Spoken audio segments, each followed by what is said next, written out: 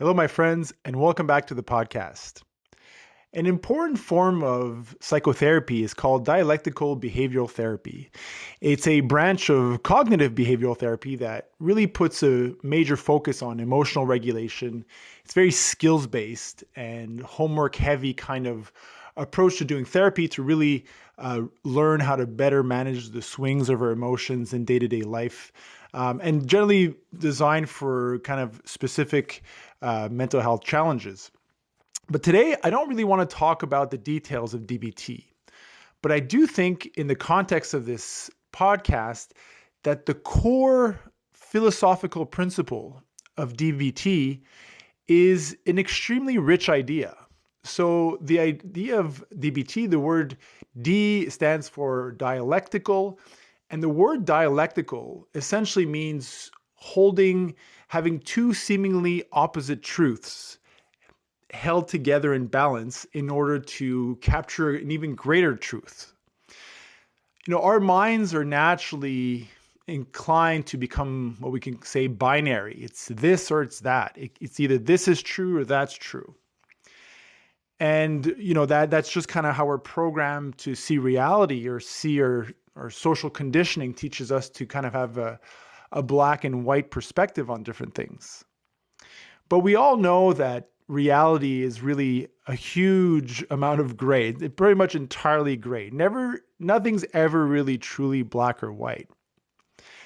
And the philosophy of the idea of dialectical, to hold two opposite truths together and hold them in balance in order to capture something even deeper, is a huge part of helping our well-being when we consider ourselves or our life situation, our sense of existence.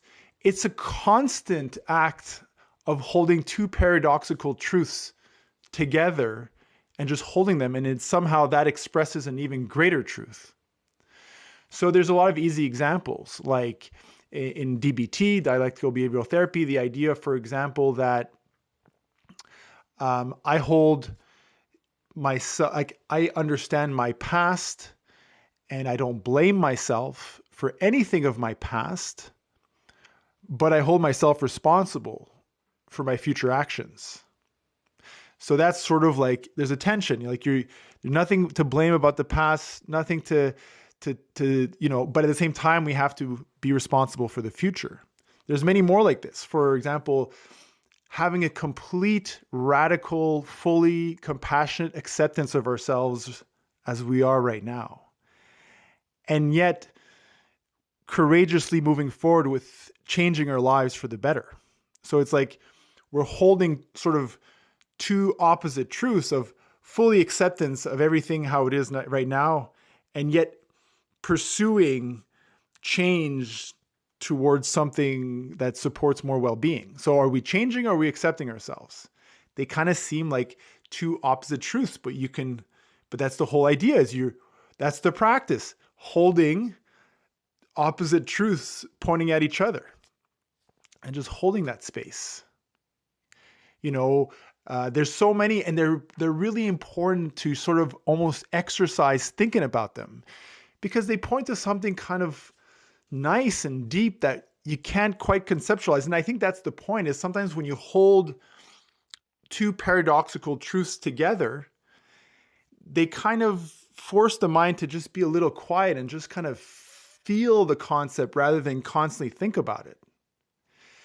So again, accepting yourself completely and yet being passionate about changing towards a better life, or suppose. Which one is it? Again, these are all different things that can happen in our day-to-day lives. Like my external life, in order to honor my external life, there are many things I need to do in order to uphold that. Like it's a fancy way of saying I'm busy as hell and I got a ton of things to take care of and think about, and yet everything is perfect as it is right now. So it's like, okay, so which one is it? Because why is it perfect right now if you're going after it to modify it? And I think it's just a really fun sort of easy thing to do is just ponder these kind of opposite truths that still work well together, even though there's a seeming tension. And the deeper you go into trying to understand reality, the deeper you try to go into ourselves, it's just full of that stuff. You know, it's like, I am the universe. I am literally everything, one with everything. I am the universe experiencing itself. And I'm also this finite thing that is embodied. There's a body, there's a mind, there's this individual with a name and all these identities that is completely unique, and there'll never be another one like it ever again. So there's this me, this name in Guillaume, and there's the universe, and I'm both at the same time. It's like, are you everything or are you this individual? How do we hold both together? I guess that's even the deeper end of the concept of dialectical is, the wave in the ocean at the same time. One of the famous quote from a spiritual teacher, one of my favorite spiritual teachers, Nisargadatta Maharaj. He was a man who had a family and had a little business in Mumbai, and just with a lot of practice and deep philosophy and deep sort of introspection, he came to a very interesting, very peaceful state in the midst of having a very regular life of a man who had a family in India back then. But a lot of people eventually came to him when he went into his 50s, 60s, 70s, died at 84. And I think around the time in his 70s, people started to record the conversations they would have when every day people would come to his house and just listen to him and talk about some of these deep things. But the way he described his own life, he says, when I am everything, I am love. When I am nothing, I am wisdom.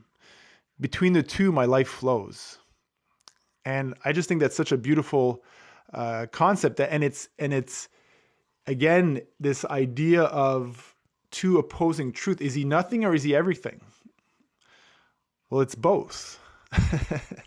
And it's holding the two together that allows us to touch and express an even higher truth. So anyways, I want to keep it short today. My podcasts have been getting a little too long, so I'm trying to reduce the length of these supposedly short episodes. Thank you for listening, folks. Let's try to hold these seemingly opposite truths in our minds in a playful way and see where it takes us. Have a good day, folks. We'll see you next time.